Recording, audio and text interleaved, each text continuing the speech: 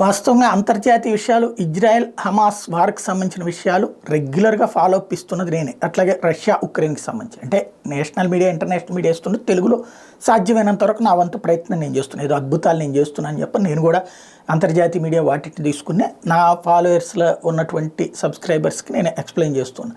నేను గత కొన్ని రోజుల నుండి ఎక్స్ప్లెయిన్ చేస్తున్నా. ఖచ్చితంగా వీళ్ళు రెచ్చగొడుతున్నారు. అంతర్జాతీయ వ్యాపారాన్ని దెబ్బకొట్టడానికి హౌతీ తీవ్రవాదులు తమ చేతిలో ఉన్న ఆయుధాలు, ఇరాన్ ఇచ్చిన ఆయుధాలను అడ్డుపెట్టుకుని నాటకాలు ఆడుతున్నారు. మండిందంటే మొత్తం కలిపి వాయించి వదిలిపెడతారు. వీళ్ళంతా బచ్చాగాళ్ళు. ఏమైనా ఓ బచ్చా దేశం, అది కూడా ఆ దేశంలో ఉన్నటువంటి రెబల్స్, ఉగ్రవాదులు వాళ్ళు వచ్చి ప్రపంచ వాణిజ్యాన్ని స్తంభింపజేస్తామంటూ హమాస్ తీవ్రవాదుల కోసం అంటూ రెచ్చిపోతూ ఉంటే, ఒక రష్యా, ఒక ఇరాను, ఒక ఉత్తర కొరియా లాంటి వాటిని నమ్ముకుంటే మొదట్లో బాగానే ఉంటుంది, చైనాని నమ్ముకుంటే.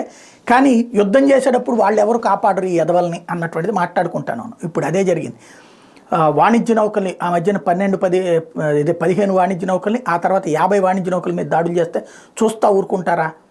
పెద్ద ఎత్తున దాడులకు దిగింది. ఇప్పుడు అమెరికా, బ్రిటన్కి సంబంధించినటువంటి దళాలు వాయించి వదిలిపెడితేనే పశ్చిమాసియా మరింత నిప్పులు కొంపటైంది. ఎర్ర సముద్రం మరింత ఎర్రబారింది. ఇప్పటికే ఇజ్రాయెల్ హమాస్ ఘర్షణలతో అట్టుడుగుతున్న పశ్చిమాసియాలో మరో యుద్ధ జ్వాల రేగింది. తాజాగా ఈ పోరును రాజేసింది అమెరికా, బ్రిటన్, దాని మిత్ర దేశాలు. ఎర్ర సముద్రంలో వాణిజ్య నౌకలపై క్షిపణులు, డ్రోన్లతో విరుచుకుపడుతున్న హౌతీ రెబల్స్పై అమెరికా, బ్రిటన్ సైన్యాలు శుక్రవారం తెల్లవారుజామున తొలిసారి ప్రతీకార దాడులు నిర్వహించినాయి. యెమెన్లో ఈ సాయుధ ముఠాకు సంబంధించినటువంటి స్థావరాలను లక్ష్యంగా చేసుకుని క్షిపణులు వర్షం కురిపించాయి. యుద్ధ విమానాలతో విరుచుకుపడ్డాయి. రాజధాని సునా సహా 16 చోట్ల 70కి పైగా లక్ష్యాలను ధ్వంసం చేశాయి.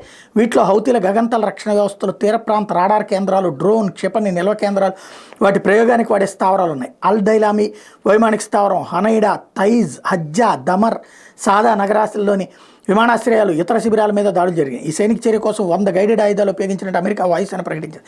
ఈ దాడుల్లో బ్రిటన్ వైమానిక దళానికి చెందిన టైఫూన్ యుద్ధ విమానాలు పాల్గొన్నాయి. ఫలితంగా 5 చనిపోయారని, మరో 6 గాయపడ్డారని రెబల్స్ ప్రకటించారు. దీనికి అమెరికా, బ్రిటన్లో మూల్యం చెల్లించుకోక తప్పదని తీవ్ర హెచ్చరిక చేశారు. ఆ తర్వాత కొద్దిసేపటికి యెమెన్లోని ఎడెన్ రేవుకు 90 నాటికల్ మైళ్ళ దూరంలో హౌతీలు దాడికి పాల్పడినట్టు తెలుస్తోంది. ఈ మేరకు తమకు సమాచారం అందిందని బ్రిటన్ సముద్ర వాణిజ్య సంస్థ తెలిపింది. గాజాపై ఇజ్రాయెల్ యుద్ధానికి నిరసనగా హౌతీలు ఎర్ర సముద్రంలో వాణిజ్య నౌకలను లక్ష్యంగా చేసుకుని వరుస దాడులు పాల్పడుతున్న సమయంలో ఈ దాడులు, ప్రతి దాడులు జరుగుతున్నాయి.